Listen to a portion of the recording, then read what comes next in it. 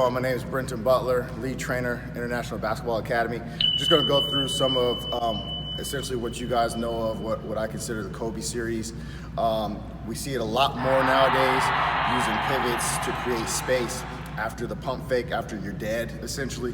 And so we're just going to go through some of the basics so that you can get an understanding of why you use it. This is stuff that you can use in high school, obviously stuff that you can use in college, professionally. And so we're going to go over some of the basics here. So essentially how you started off, and you can do this without bring it out cold. You don't even need any of that right now. All you just need is your basketball. All you're going to do is just start from a standstill position. You could take one dribble, right, left, okay? Or you could take one dribble, crossover step, left, right. No different than if you were just getting shots up, okay? So, we get it, triple threat, right, left, we rise up. That's how we're shooting a jumper, okay? Either side. So when you want to start making pivots off of things, when guys are guarding you pretty well and you don't know, or guys are guarding you pretty well, they might be a little more athletic than you, they might be lengthier than you, and they think that they're going to lock you down, they think that they're going to be able to pin your shot, block it, whatever. You have to have something else in the arsenal after you pick up the dribble. That's why the Kobe Series is so important. All right, so basic way to start with this, triple threat, crossover step, 1-2, pump.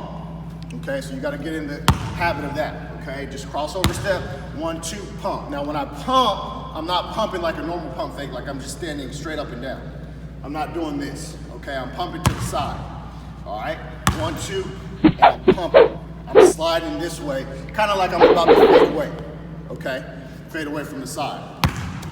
All right, like this. The reason why I'm doing that is because when you're going full speed, you're changing direction, you're spin moving, you're coming downhill here, and you're trying to rise up. You know he's coming for you. You want to pump so that his hands and his body naturally try to find the ball, okay? If I pump straight up and down here, he's not going to move where I need him to move so that I can step around or reverse pivot, all right? So when I come here, boom, I pump to the side so the defender can naturally move this way, trying to block the shot, and then I can easily step over, step across, and now he's completely out of the way. He's dead, it's a finish. The way, come here, I pump out to the side, okay, and I step across, I'm finishing, buckets, all right?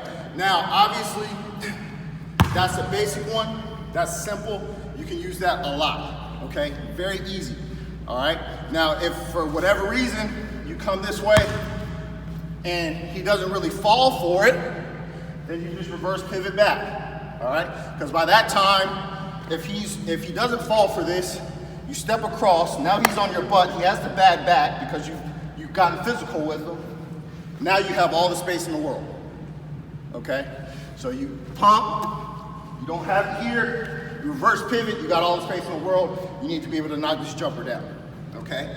Using the pivots. Now, a more complex one that you see all the time. I remember watching Kobe do this for the Lakers from the free throw line one time, and I think I was still in college or I was about to go play overseas, I can't remember. But he essentially pumped, he didn't have anything, and then he reverse pivoted and then shot it like that. And I was like, what is that? That's something different. Martin. Former college basketball player there at Cincinnati. What a move by Kobe Bryant. Wow! A deceptive move on a pretty good defensive player in his own right, Martin. Kobe's got 18 with 6 in this third quarter. Now look at the footwork. Look at the footwork. Spinning, getting inside, the soft touch on the run. That's why I said he's the most fundamentally sound player in the game today. When Michael Jordan played, that was his. You know what I mean? So being the player that I was and having the skill set that I had, I wanted to start emulating that. So what I started doing was working on it. And again, same thing. All right, we're driving. 1-2, we're pumping, trying to get him out of the way. Okay, and then I'm just reverse pivoting all the way around. All right, so you have to have great balance, obviously, to do that. So you got to work on those things. You see Dirk, you see KD, when they're warming up, you see them doing all this stuff. You think it's funny, but they're doing it for a reason. Okay, so again, we're pumping, we're coming, trying to get him out to the side. All right, get him out to the side, and then you use your spin to finish. Now, when I'm coming out here, boom, I pump, and then when I spin, my elbows get wide like I'm getting a rebound, because this elbow here, as I'm spinning, is clearing him out the rest of the way. And it's not a push-off, because it's my space.